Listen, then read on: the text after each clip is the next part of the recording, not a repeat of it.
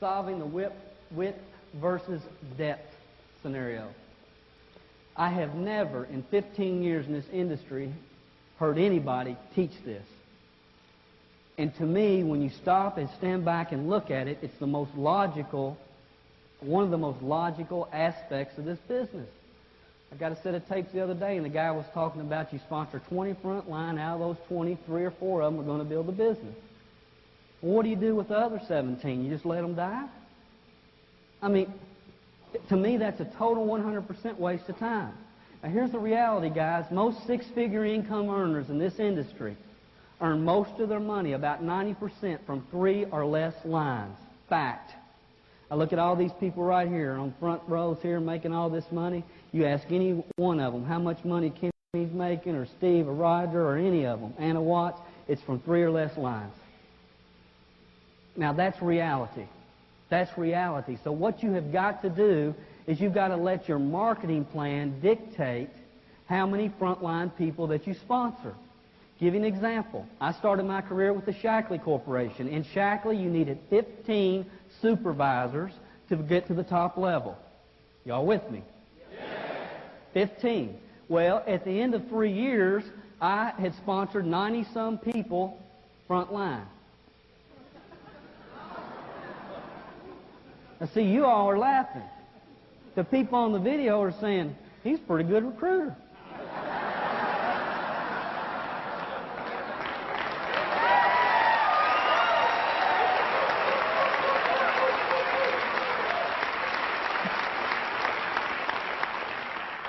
Heck, I've been in 3 years. I got 62. I ain't bad myself.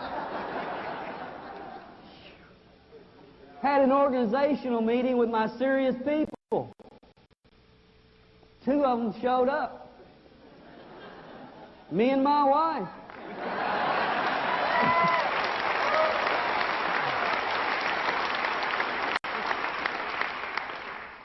In our business, what we do, you need 5 strong groups to go to the top. Am I right, guys? Yes. How many of y'all sponsored? 5 serious people. You need 5. Now, here's what we do. You look at your marketing plan, and your marketing plan will dictate how many front line that you need. Let's say, for instance, that you need 12 senior spaceship directors to get to the top, or whatever they call them. If you need 12, which, let me say this, is far too many. If your company requires you to have 12, they are breaking your back. I'm just going to tell you, they are.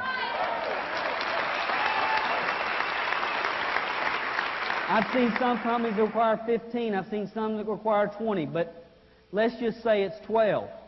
If it's 12, then what you do is, this is what I would teach you to do. You've got to come up with a system that you're teaching your people. I would teach you to sponsor 4 front line as quick as possible and build as much depth, 1 line of depth, not out like this, 1 line as deep as you can do it, straight down, until you have 4 senior star directors right here. This is a senior star director, and this is a senior star director, and there's a senior star director here and here. Once you've got 4 senior star directors and you've got a strong, solid organization, and that's going to take a while, then you turn around and you do 4 more, do the same thing, and then you do 4 more, and you do the same thing, and you never, under any circumstances, sponsor more than 12. If you do, it's because of ignorance or greed. Ignorance or greed.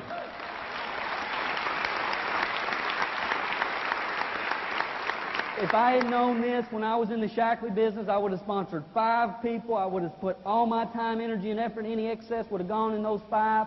We call it the spinning plates concept. I would have built 5 lines. When I had them secure, I would have went and built 5 more, and then I would have went and built 5 more, and I wouldn't be on this stage today. I would be with that company somewhere.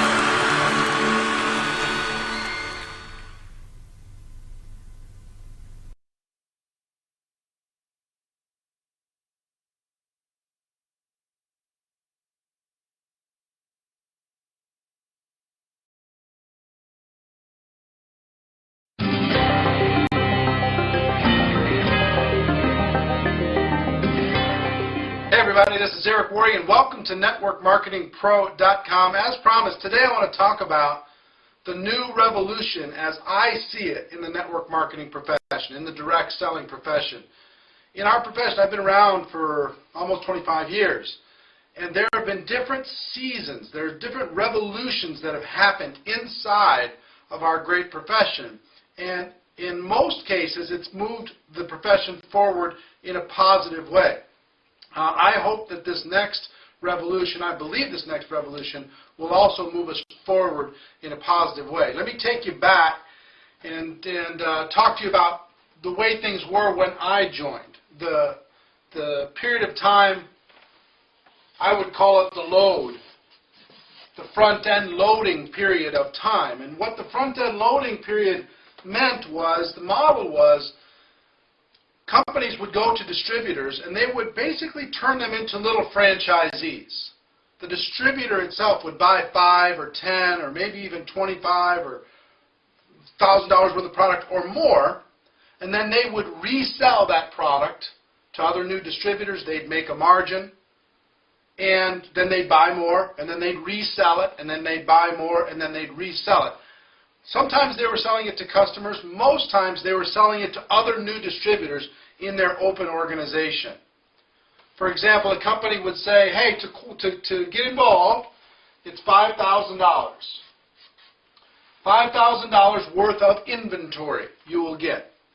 And then when you bring somebody into your business, if they buy $5,000, you can move your $5,000 to them. Or if you have 5 different people who each bought $1,000, you can move $1,000 each one of those, and you will make the difference based upon the compensation structure. And then once you did that 1 month, you know what the monthly qualifier typically was? The same as that buy-in. So the next month, you'd have to buy another $5,000 and then resell it to either new people or customers, mostly to new distributors. And then the next month, you'd have to buy another $5,000 and then resell it, and et cetera, et cetera, et cetera, et cetera. Now, you wonder why in the early days some of these companies could go to $100 million. Well, how many people does it take to make $100,000 in sales at $5,000 apiece? Just 20 people. 20 people. So a few people doing a lot would create a lot of volume. So 20 people would create 100,000. 200 people qualifying would create $1 million in a month. Just 200 people. 2,000 people would create what? 10 million in a month. So how do these companies get to 100 million? Way back in the day, they did it on the efforts of a few doing a big amount. Now that ran its course, and that became, people ended up piled up. And, with anything, people take advantage. People ended up piled up with lots of inventory in their garages, and our profession took a hit in its reputation because of all this product piled up. And it became, hey, I've got makeup, and I've got water filters, and I've got this, and I've got that. I don't need any more opportunity. Can't afford any more opportunity, right? So that was the front-end load era. And then the next era became, and typically with that, there wasn't recurring monthly purchases from the distributors or from customers. It was a one-time sale many times. From there, it became what I would call consumption. The consumption era. The consumption era said, we're going to bring you in for a much smaller amount, enough to get a taste of our product line, and then we're going to ask you to be a super customer and to consume your own product and to be a super customer. In the consumption era, people would come in typically for, let's say, $500 to $1,000 of initial inventory for them to sell and mostly to use and familiarize themselves with the products. And then they would be asked to be a super customer. In order to qualify for all the compensation, all the bells and whistles, to be a good soldier, it would be somewhere around $200 a month. $200 a month. And what companies found is it was slower because to get to 100,000 in volume in a month, you only need 20 here. Well, you need 500 here to get to the same 100,000. I think I'm doing the math right. 500 people at $200 a month. but it was a little bit more stable, and the consumption was there, and people were happy, and you can get a little bit bigger group of good soldiers, and we could make some money from the initial product purchases, and then we would make residual money on the monthly. Okay? And for some of you, you don't even want to be educated on this, but I'm educating you just because we're involved in this profession, and I want you to know where I think we're going. And if this isn't interesting to you, you can tune out anytime. But $200 a month is still a big chunk of change for these super customers, these distributors who are really high-end customers. They're part of the culture. They're going to the events. They're using the $200 a month. That's $2,400 a year. Big money. You're still talking about big money, personally putting out $2,400 a year for a family. Sometimes it's more than that, $200 or $300, but let's call it $200. $2,400 a year. What ends up happening from that is the best companies in the world, when you have 5 years worth of people being involved in a company, the company's more than 5 years old, if you have better than 10% still on this, you're one of the best in the world. 10%. You know what? Most companies get 2 or 3 of these. They get they get the initial sign up, they get 1, 2, or 3 of these, and then it drops off. And then you have your super soldiers who stay in the game and continue to order every single month. This model, which has been the staple for probably 15 years at least, this has been the model. And there's always a customer story attached to it, but really if you now analyze the company sales comes from this amount and comes from this amount, and a small fraction comes from true non-distributor customers. There's a few exceptions out there in the direct selling world, but not a lot of exceptions. This has been the norm. And I will tell you, in my personal opinion, my professional opinion, this model is dying. This era, just like this era ended, this era is ending. And I'm going to tell you a couple reasons why and things that I think need to happen. I hope companies watch. I know a lot of company owners watch. I hope you can transition to the next era. The next era, I believe, I'll just call it new because I don't even know what to call it yet. I think you're still going to see a similar initial consumption, initial startup. It's finding in the real world anywhere between $100 and say $500 startup initial product purchase. Now, why 100 to 500? The reason why the big swing is our network marketing profession has become a global profession. It is not a local profession anymore. It's not a one-size-fits-all anymore. I saw a great interview from the CEO of Avon, which is the biggest company in the network marketing direct selling profession, with Mad Money, Jim Cramer, on CNBC. And he talked about how they approach each country with the startup and with the product offerings and with the price points in order to be able to sustain in that country, in order to be able to be competitive in that country. The one-size-fits-all for every country, for every economy, is going the way of the dinosaur. You're going to have to localize, in my opinion, in order to be able to thrive into the future. If not, what most companies are doing is they open up a country, it doesn't really work, then they open up the next one, they open up the next one, and they have all these series of launches that kind of keep the volume going, but it doesn't really grow the overall ship. And then so local is very important in our global economy. After this initial enrollment, then it's what I'm seeing is around $50 per month to qualify, to be a good soldier. About $50 a month, which works out to about $600 a year. Hopefully for the companies, the product is really high value, and it's something maybe that people were using before and they could transfer the dollars that they were spending someplace else. I understand you have the story here to make that work, but I'm just telling you, when you look at your real retention numbers, you're going to find that story doesn't hold up. It sounds good in your mouth, But it doesn't work when you look at the numbers. Just how many distributors have joined your business and how many are still on AutoShip. That's going to tell you the health of the product itself and the affordability of people being able to stay in the game long enough to be able to turn that experience into a profitable one. Okay? So if this number, and you can't, a lot of people say, well, I disagree with you because I've been involved for 6 months and my retention is 80%. Well, yeah, you've been involved for 6 months. Give it another 4.5 years, and I will tell you, the best in class have this number. Best in class have this number. So if your number's less than that, then you've got to evaluate that. Okay? Just be honest when you look at the numbers.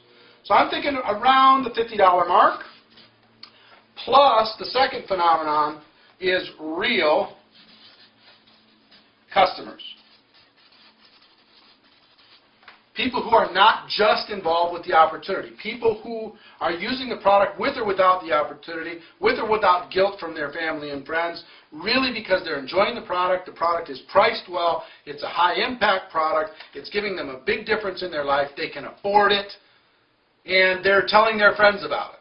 So, and we've talked on an earlier show about companies really having to up your game when it comes to the quality of the product and the affordability of the product. Sziasztok, jó reggelt kívánok mindenkinek! Robi Pausics vagyok, és mi minden reggel itten fél 9-kor beülünk a webkonferenciába.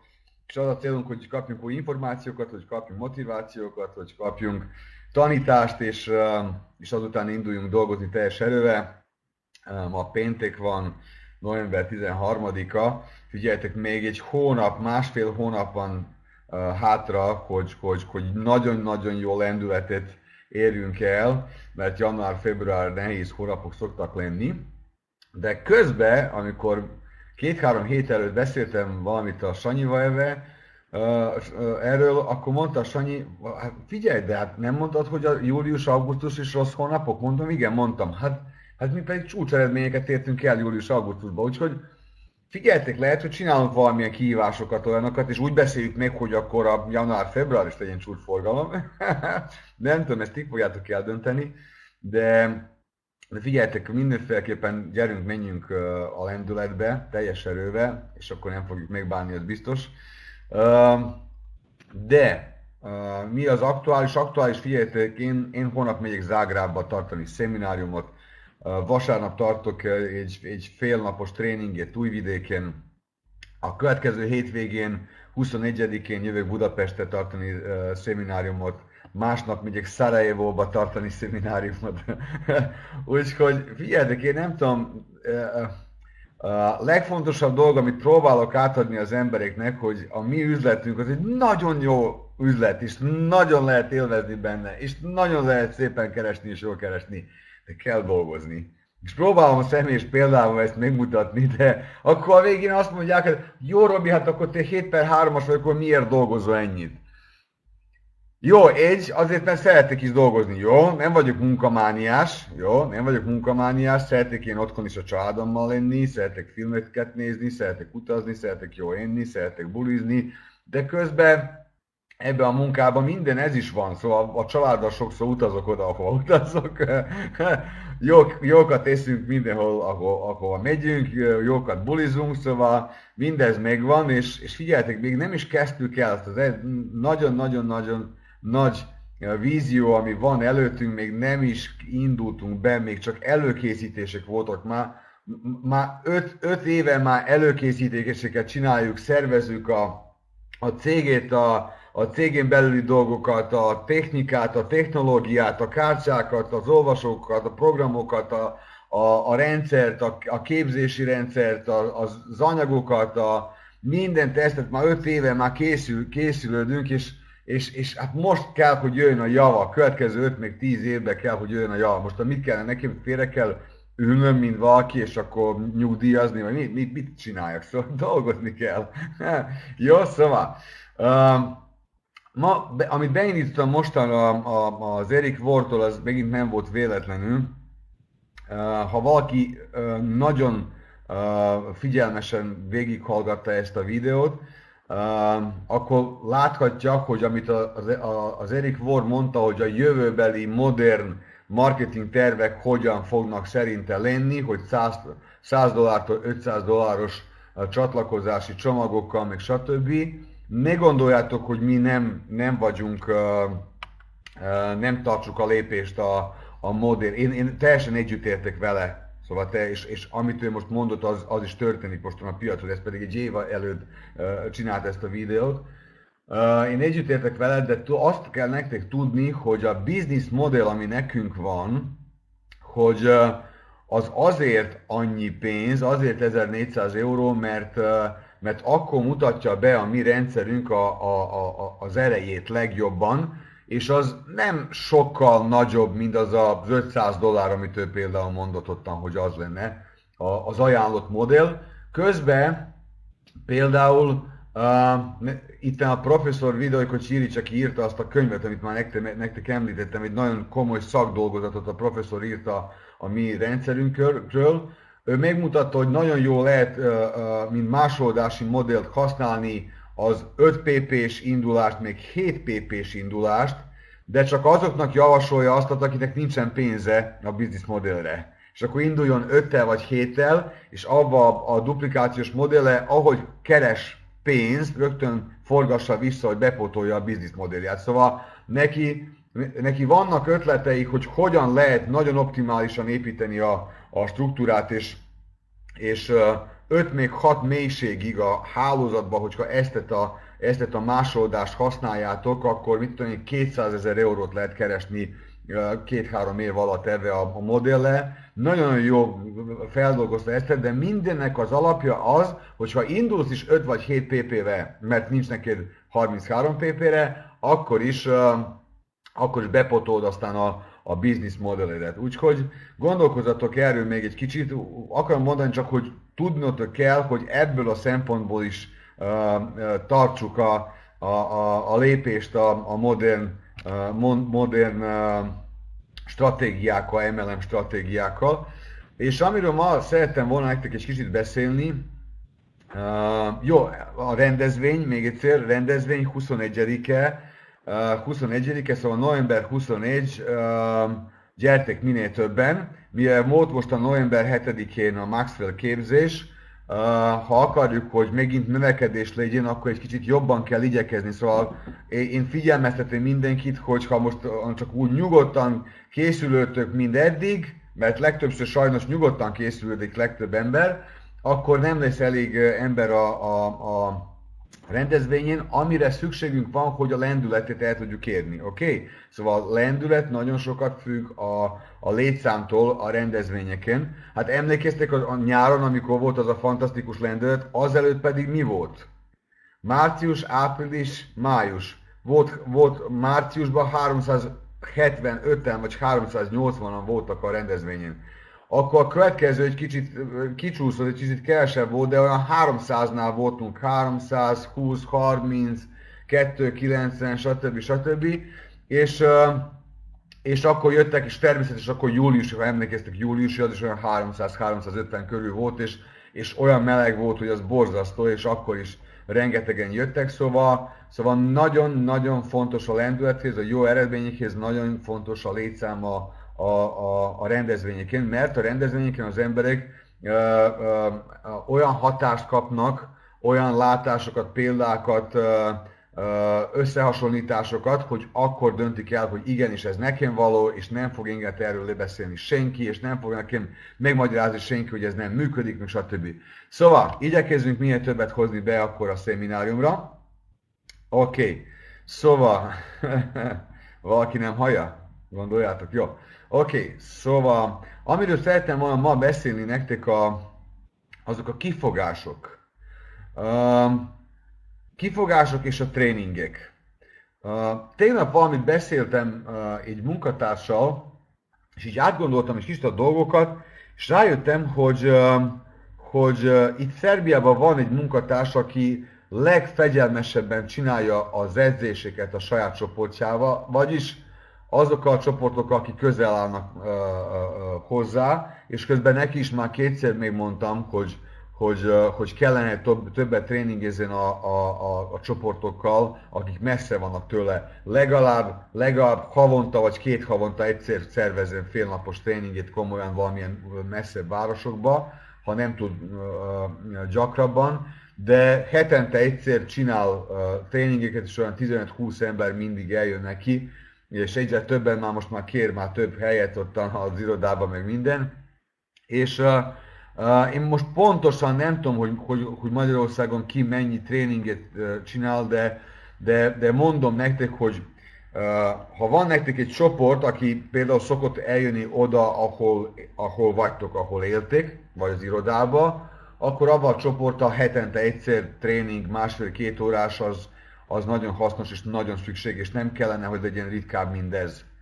Ha vannak csoportok, vannak városok, akik messze vannak tőletek, akkor még akkor is, amikor már van ottan vezető, aki építi és fejleszti az üzletét, akkor is kell szervezni, mit tudom, 2 hetente, 3 hetente el kell menni egyszer hozzájuk, és megcsinálni, megszervezni valamilyen tréningét, mert avval segíthetek azt a vezetőt. Persze feltételezem azt, hogy az a magasabb instruktor fel van építve, és hogy tisztelik őt abba a régióba, ahol most el kell menni, és akkor az a felső instruktor pedig vissza tudja adni a felépítést a munkatársának, a regionális vezetőnek, mert akkor az a felső vezető, akit a regionális vezető felépített, akkor a felső vezető oda megy, és akkor tanít valamit, és felépíti azt a regionális vezetőt, és még dicséri őt egy kicsit, hogy milyen jó és csinálja, és milyen jó ezeknek az embereknek, hogy van nekik egy ilyen vezető itten, meg stb. Természetesen ez mind őszinte kell, hogy legyen, meg kell érdemelni, azért mondjuk, hogy nagyon fontos itten úgy viselkedni, hogy ha valaki dicsérget, akkor ne kelljen neki hazudni és kitalálni dolgokat, hanem hogy tudjon őszintén megdicsérni, hogy jó ember vagytok, hogy jó vezető vagytok, hogy szorgalmasak vagytok, hogy szeretitek az embereket, hogy bátrak vagytok, hogy odaadjátok magatokat az üzletét, a csoportért, meg minden. Szóval egyszerűen ez így működik. Figyeljetek, ez így működik. Itt nincsen színészkedés, itt nincsen mucsizás, itten vagy úgy csinálod, ahogy kell, vagy nem fog működni az üzlet, és azt fogod mondani, hogy ez nem nekem való. De neked való, csak másképp kell, hogy viselkedjél, és gondolkozzál, jó? Szóval, úgyhogy meg kell csinálni ezeket a tréningeket, és a tréningeken gyakran kell gyakorolni a leggyakrabb kifogásokat. Szóval, mindig arról gondolkozok, hogy mindig elmondom, tegnap is tartottam egy tréningét az Infoeste után az Újvidéken, és mondtam az embereknek, figyeljetek mostan, hogy az, megmondjuk, hogy ez egy egyszerű üzlet, és mindenki meg tudja csinálni, és akkor is csak 2-3% azok közül, akik bejönnek az üzletbe, bent is maradnak hosszú távon, és úgy csinálják, ahogy kell. Hogy lehet? Azt mondom, hogy egyszerű, mindenki meg tudja csinálni, tudjuk, hogy ezek az emberek, akik bejöttek és kiléptek, kimentek, hogy nekik is kell pénz. Nekik is szükségük van pénzre. És akkor is nem sikerül. Hogy az? Mondtam, nem tűnik ez furcsának egy kicsit? és akkor válaszoltam is az embereknek rögtön. Figyeljetek, legtöbb ember nem teszi azt, amit kell.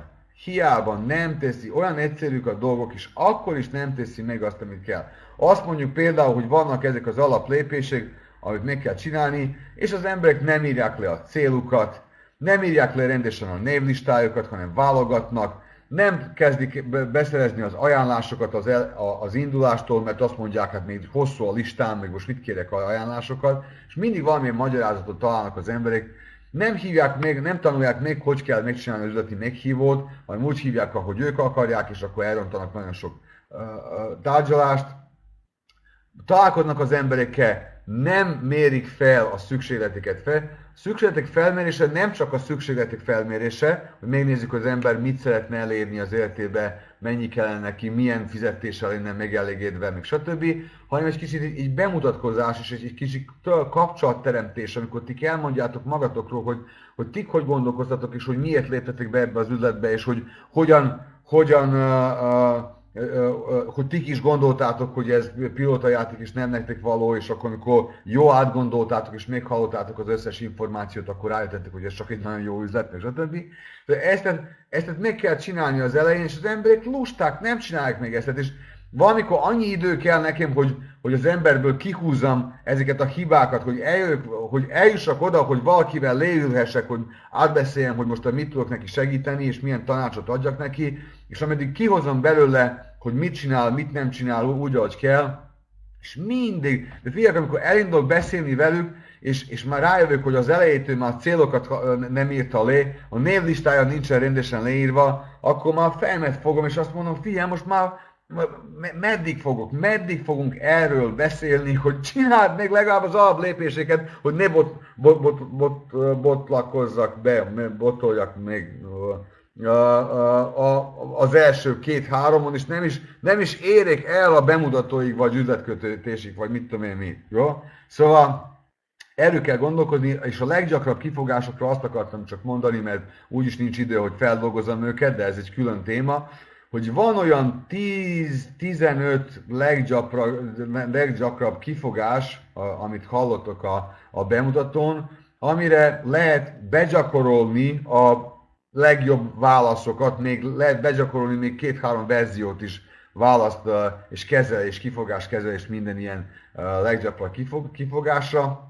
És meg kell tanulni, szóval meg kell tanulni egy bemutatót, meg kell tanulni egy 15 kifogást, hogy kell kezelni, meg kell tanulni telefonálni, le kell írni ezeket a dolgokat. Hát nem bonyolult a multilevel marketing, csak csináljuk már meg úgy, ahogy kell. Oké? Vagy legyünk őszinték, és mondjuk meg, hogy figyelj, nem azért vagyok sikertelen a networkba, mert ez nem nekem való, hanem azért, mert nem csináltam úgy, ahogy kell. Folyamatosan, egyszerűen nem is értem, hogy miért nem csinálják az emberek, és miért nem fogadják el a tanácsot, és miért.